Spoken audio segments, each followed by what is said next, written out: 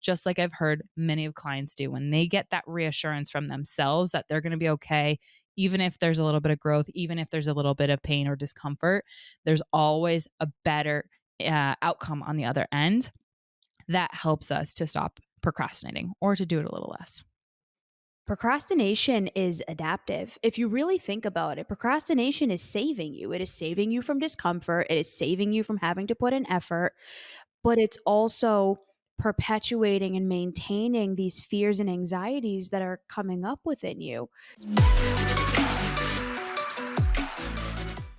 Hey everybody, it's Bianca. And it's Emilia. Welcome to another episode of Evolve Ventures, where we are helping growth minded humans evolve by breaking one limiting belief at a time. We hope you enjoyed the last episode, number 298, How to Be More Empowered. We can all use more of that. Mm-hmm. For today, 299. Oh my goodness, we're about to break 300. Motivation Monday, how to stop procrastinating. What a good episode to end the 200s with. Facts. It's so good. As a matter of fact, when we first got into this episode, I was like, you know what? I come at this from a part standpoint, and I know if our listeners have been listening since just maybe the 200 part, they've by large in part have heard about parts, right? Or at least they've experienced parts. So if you're new to this, if you're new to Evolve, welcome. And if you're not, if you're a long-term lover, long-term evolver, welcome back, y'all. Ooh. Happy Monday. So with that being said, parts, right? Quick episode. This is Monday, high tempo. Let's get it. All right. So when we go and we want to go to the gym, there's a part of us who wants to go to the gym. And the part that wants us to go to the gym is the part that knows that exercise is good and we're going to feel better after we go to the gym. There's always another part of us that wants to sit on the couch, wants to do nothing, especially if it's at the end of the day. All right. So that's parts in a nutshell. We have multiple parts, multiple minds, and sometimes they're kind of in conflict. Why I want to start this episode with that is because when it comes to procrastination and when we experience procrastination, there's usually some conflict happening underneath the scenes, the currents of our conscious awareness. There's parts saying, I don't want to do that. And what is happening underneath the I don't want to do that? Or what we know it as, or what we see it as, or experience as in our conscious awareness as procrastination, it is a symptom of something deeper. And that something deeper is always a fear. Time and time again, I'll have conversations and people will come to me and say, Emilia, I've just noticed myself procrastinating this. I want everyone who's listening, and be yourself included, right? As we kind of get into this, what is one thing that you're procrastinating, or you recognize there's a part of you that's procrastinating? Maybe it's because it's May. Maybe it's planning that summer vacation. Maybe it is saying yes to the invitation to a bridal shower. Maybe it is saying no to your cousin's wedding because you don't want to go, or you it's just not in the cards for you. Maybe it is this conversation with work that is really uncomfortable, or maybe it's a truth pebble delivering that to your partner, something, or there's a project that is a deadline of June 1st and you're only a couple days away from that, and you find yourself getting caught up in the narrative. Well, if I do it the night before, I'm usually really focused. So procrastination, it's fine. But you notice yourself either way procrastinating.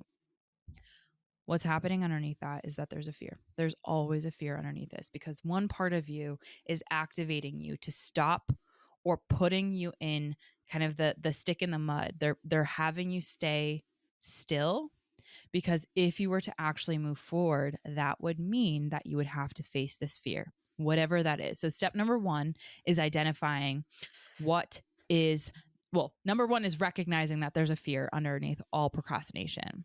So B, let's set the example. What are some things that we've noticed about ourselves when we do procrastinate? When we've observed that there's a part of us that's procrastinating something. It could be work related. It could be relationship related. I know I have one handy. So whenever you're ready. Anytime I notice myself procrastinating something, it usually comes down to the fear of not being comfortable. So, like, Procrastination is adaptive. If you really think about it, procrastination is saving you. It is saving you from discomfort. It is saving you from having to put in effort, Yeah. but it's also perpetuating and maintaining these fears and anxieties that are coming up within you. So, Right. what is the fear for me? I don't want to be uncomfortable. Yeah. I don't wanna have to do more work. I'm already burnt out. I'm already this, I'm already that. And Mhm. so it usually comes down to that for me when I notice. So that Mhm. usually is an indicator to me that I'm not taking enough self-care Right. and I need to make sure that I'm adding it in. Beautiful. So there's a part of you that's protecting you from going outside of that comfort zone.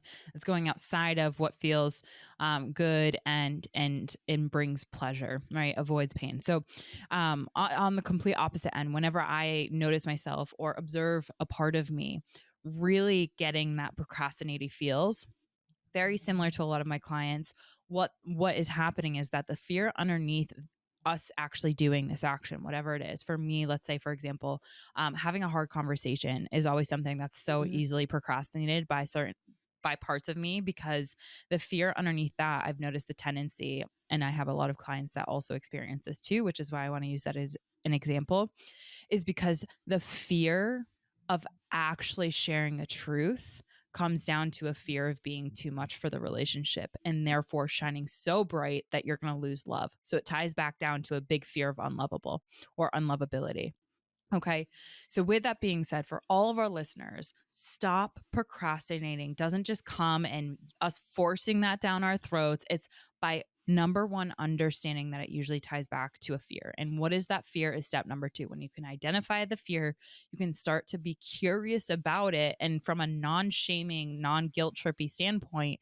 And when you take that approach, it helps you really change things up and shift the power back in from a place of abundance, from a place of empowerment rather than a place of scarcity. And I know for me, that opens up the seas like the Capistrano.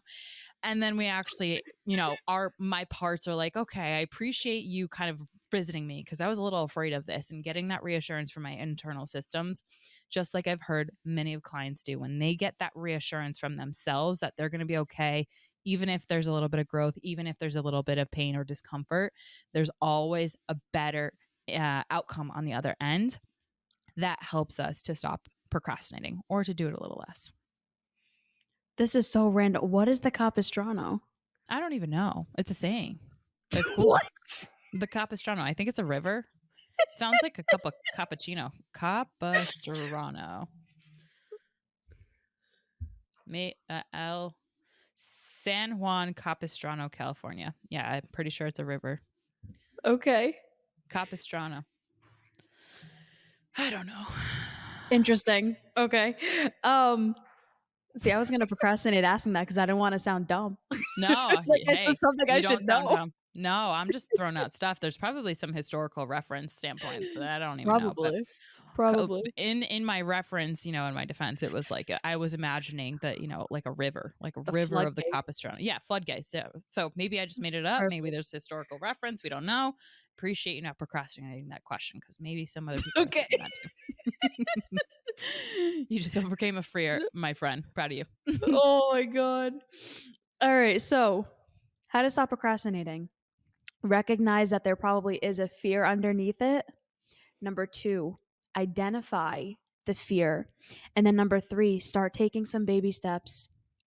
Hmm. We we are gonna pound this phrase into your mind until it just becomes a part of you. Baby steps. Yeah. We don't do all or nothing. We don't Mm-mm. do black and white. It's not, go super hard all day, every day. It's BS. That's not how you make sustainable change.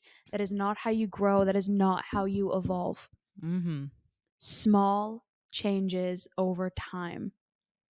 And if I can do it, literally anybody can. So, um, episode suggestion. You got this. Reach out if you can't. We are always here for you in support, and we do have Always. openings on our calendar for that. So, 243 Motivation Monday, how to stop downplaying your accomplishments. Bianca, take it away. 286, how to ease your anxiety. All right, everybody, go crush Whoop. your week, and we'll see you next time. Bye, everyone.